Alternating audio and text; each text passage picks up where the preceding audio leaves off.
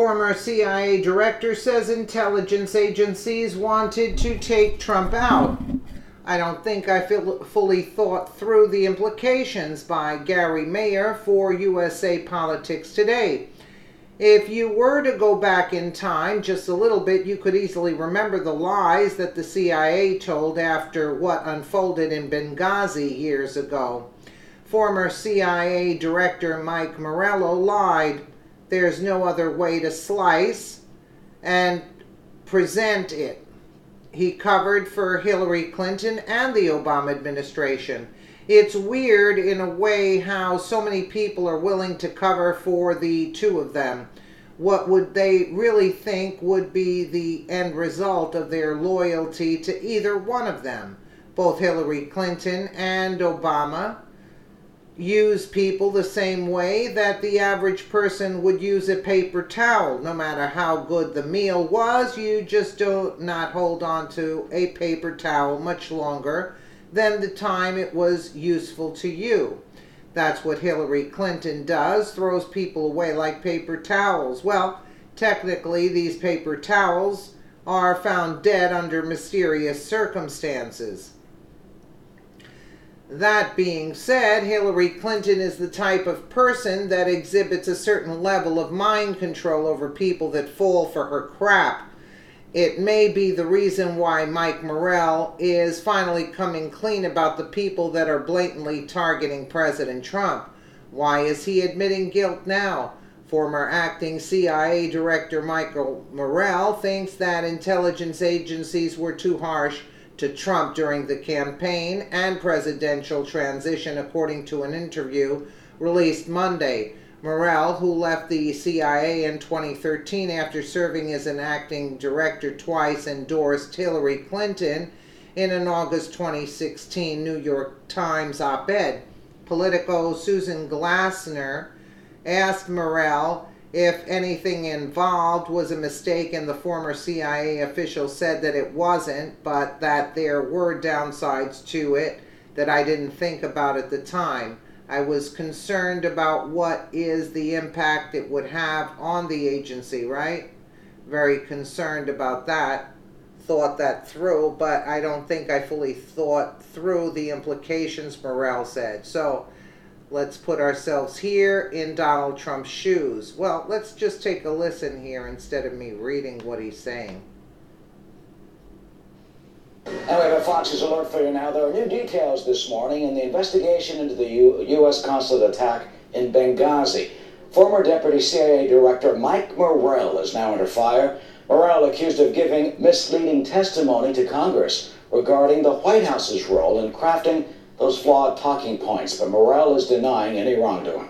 Catherine Herridge, our chief intelligence correspondent, live in Washington with the very latest. Hello, Catherine. Well, thank you, Eric. Based on these allegations that the former deputy and acting director of the CIA either misled or provided questionable testimony to both the Senate and House Intelligence Committees about his role and that of the White House in the Benghazi talking points, there's a new call this morning to recall Mike Morell to publicly testify about his decisions, those of the administration, and his post-CIA career choices, which closely align him with the administration and a longtime aide to Mrs. Clinton. I think it's important that Mike Morell, who was at the CIA, be called to testify publicly before the Congress. Because, as you know, there are a number of discrepancies out there, and I think he should be called back, again, not in closed session, but in public session, whereby members of Congress from both sides of the aisle can ask him questions. In late 2012, Republicans on the Senate Intelligence Committee say Morell testified the talking points were sent to the White House for informational purposes, not for their input, which has the power to influence and veto language. Quote, no effort was made to correct the record. The acting director's testimony perpetuated the myth that the White House played no part in the drafting or editing of the talking points. In this case, we found that there was actual coordination, which could influence then, and did influence, what the CIA conveyed to the committees, what happened. Once the talking points emails were released, Republican lawmakers say the conflict with Morell's testimony was clear. He was at the heart of the process, cutting some 50% of the text, and White House coordination began at the earliest stages. Also in late 2012, Morell and Susan Rice met with Republican Senators Ayotte, McCain, and Graham, who say he blamed law enforcement for cutting words like Al-Qaeda and other changes. What I found curious is that he did not accept responsibility for changing the talking points. He told me the FBI had done this. I called the FBI. They went ballistic. Within 24 hours, his statement was changed where he admitted the CIA had done it. In a recent email exchange, Morell stood by his testimony, emphasizing that no one had, quote, cooked the books on the talking points. When asked to address specific allegations about his actions, Morell referred Fox to the CIA Public Affairs Office, who provided us with a lengthy statement, but they did not address these specific allegations about Morell's testimony, Eric. Yeah, and we'll have much more on this apparent discrepancy in the next hour. Catherine, thanks so much. Anyway, but Fox. And then he sees a former acting director and deputy director of the CIA criticizing him and endorsing his opponent, Morell continued. And then he gets his first intelligence briefing. He's talking about Trump here, when Trump is sworn in. So let's put ourselves here in Donald Trump's shoes. So what does he see, right? He sees a former director of CIA and a former director of NSA, Mike Hayden, who I have the greatest respect for, criticizing him and his politics, right?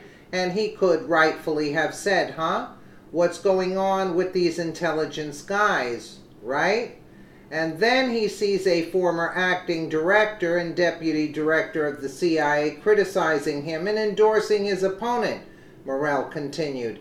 And then he gets his first intelligence briefing after becoming the Republican nominee, and within 24 to 48 hours, there are leaks out of that are critical of him and his then National Security Advisor, Michael Flynn. Morell is referring to an NBC report that said Flynn was repeatedly interrupting briefings during the session. It almost seems like that through all of this, that there are so many people telling the truth, you have to wonder how many of them wanted to lie in the first place. With people being placed into Hillary Clinton's cornfield on a semi-regular basis, perhaps he waited until she was far away from power as possible to tell the truth. Yeah, absolutely. Let me know what you guys think in the comments below. And again, thank you so much for watching.